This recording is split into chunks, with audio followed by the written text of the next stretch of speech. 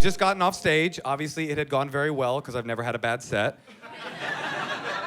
And I'm just kind of sitting in the back of the room, just sort of thanking God for the skill set that he's blessed me with or whatever. When these two bully dudes came into the room, and they were being total jerks. They were like rifling through people's stuff and yelling things out at the performers on stage, and I was so angry that when they decided to leave, my ego wouldn't allow them to just exit without me commenting on their behavior. And the way that I chose to do that was to applaud their departure, as if that was gonna teach them some big lesson in humanity, like, we're glad you're leaving. Were you applauding? I noticed, and it really made me do some thinking. I've gotta make some serious behavioral changes. That wasn't what happened. He turned to me, he's like, are you applauding, you little four-eyed bitch? Or whatever thing a bully would say in that moment. Now, I happened to be holding a dreidel in my hand at the time. Because it was a Christmas/Hanukkah themed show, guys, not just because Jews have them at the ready at all times, just in case some shit goes down. So I just threw the dreidel at his head, which is like the most impotent Jewy way to start a fight of all time. Take that, you fiend! Like, I don't know what I thought was gonna happen. It was gonna land on a certain letter and I was gonna win the fight. I have watched the entire Star Trek The Next Generation series in less than a month and a half. Just speed watching it on Netflix. 180 episodes. A full week of my life, just Star Trek, Star Trek, Star Trek. At a certain point, you can't even really watch it. You have to just engage in the business of your life, so it would just be playing all the time. But the other night, it's 4:00 in the morning. I'm watching Star Trek. I walk into my kitchen. I walk into my kitchenette. I gotta be honest, I don't have a kitchen. I'm not at that level yet. I walk into my kitchen, but I can hear the audio being piped in from the living room because I don't need to watch it anymore. It's like when the guys unplugged from the Matrix, they could still see what was happening in the code. I just could hear it. Be like, oh, that's Picard. I'm doing a little bit of this. I'm in my kitchen. I open my half refrigerator like I'm a 19-year-old college sophomore. I bring out a jar of jam and I just start spooning it into my mouth. Directly, unfettered by the conventions of crackers or bread. I don't need that. I just need to energize, if you will. So I'm just spoon, spoon, spoon, spoon, spoon, spoon. And I could hear the audio. Picard's on screen, and he's talking to Dr. Crusher. He goes, Beverly. This is my crazy spot-on Patrick Stewart impression. Beverly. Spoon, spoon, spoon, spoon. Make the feelings go away. Beverly. I'm not just your captain. Blah, blah, blah. I'm your friend. And I began to weep. I started weeping.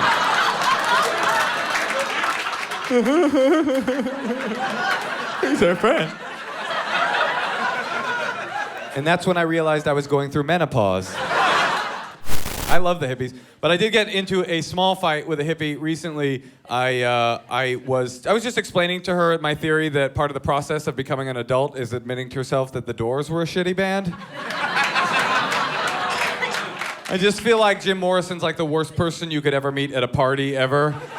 Just some plunging neckline, leather panted guy, like, let me tell you about my experiences on mescaline in the desert. Like, scurry back to Burning Man with your statutory rape tales.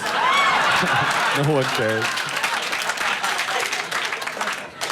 She got super mad at me. This hippie girl was like, don't you say that about Jim Morrison. He's like a god to me. I visited his grave. I was like, first of all, strange thing to say out loud in front of people with opinions, but also not even a true story. That's not a true story because Jim Morrison doesn't have a grave anymore because of people like her. Because I happen to know the backstory of Jim Morrison's grave, which is this. He used to have a grave. He used to be buried in this famous Parisian cemetery where tons of French luminaries were buried and Oscar Wilde and stuff, but so many annoying hippies went to his grave on pilgrimage to leave an armpit hair offering or do a hula hoop performance or whatever it is that hippies do to honor their dead, that they exhumed his body and moved it to an undisclosed location, to a place where a hippie could never find it, like a shower,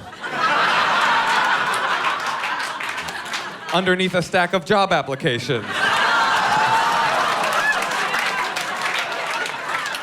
inside of a good concert. I don't know if you know this, but 50 years ago, homosexuality was considered like a psychological disorder. And thank God we've come far enough to know how insane that is. But the comic in me did get to thinking, how cool would it be if in 50 years from now, the things that we currently consider to be psychological disorders are just kind of accepted as a warm part of the mosaic of society? Like specifically, I'm thinking, how cool would Schizophrenic Pride Weekend be? Ladies and gentlemen, we schizophrenics are everywhere today. We are doctors. We are lawyers. We are dark servants of the evil Lord Agamemnon. I think the Schizophrenic Pride Parade would probably be a lot of fun. Look, all the prominent schizophrenics came out. Look, it's Julie and Tracy and Bill and Joe and Mark and Sarah and Susie and dude, it's just you and me. We haven't even left my apartment. What do you mean? We're at a parade. There's all kinds of cool floats going by. There's no parade. There's no floats. It's just you and me. Really? It's just you and me? No, it's just you.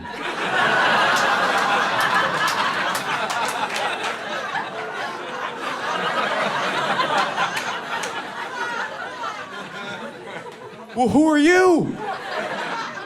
I'm you. Kill your parents. And scene. I don't care about getting into heaven because heaven doesn't sound that much greater than hell in comparison. I don't want to go to hell, but I don't feel like they've gone into enough detail about how awesome heaven will be in comparison to the volumes of detail of how terrible hell will be. Like, I would like you to give me more information. I want specific information on the prizes that I win when I get to heaven. I want to know. There's an endless fountain of gin and Oxycontin in the center of town. And you no longer have addiction issues, so drink up, buddy.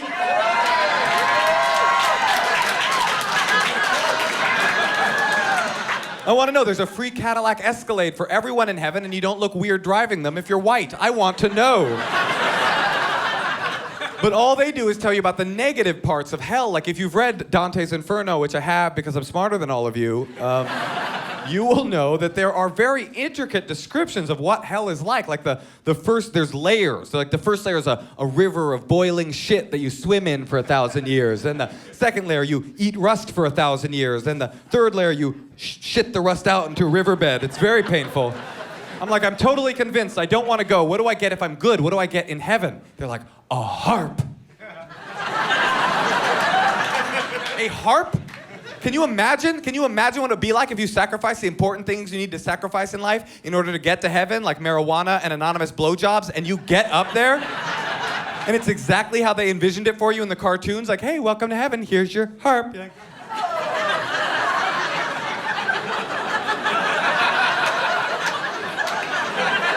oh, this was real. Okay. See, I always imagined this was some sort of metaphor. No? Okay. Is this it? Is this all there is to heaven? No, there's one more treat. You get to hang out with your family forever. Oh, that sounds great. You remember the last time you spent the afternoon with your mom? Yeah, you remember that moment when you're like, I gotta get out of here now! That's when forever begins. With your mom on the cloud next to you, looking over at you, complaining about your harp playing skills. How you don't play the harp that great anyway. How your brother used to get straight A's when he played the harp. Nobody wants to see you on stage telling jokes!